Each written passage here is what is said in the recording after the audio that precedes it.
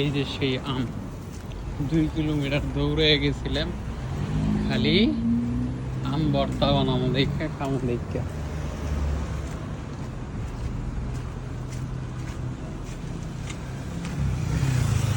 কয়েক হাজার ফুট উঁচার থেকে উঠলাম, নামলাম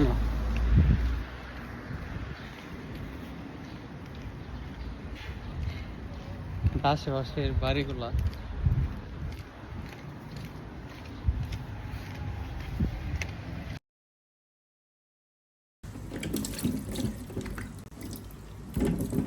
আজকে ভর্তার কোয়ালিটিটা অন্যরকম হবে, সিদ্ধ করে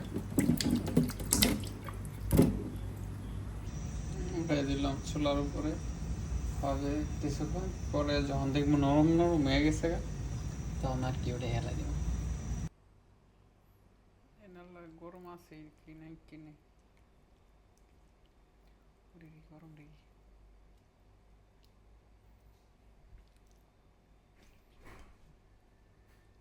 মুখে পানি এসে গেছে গো, গরম।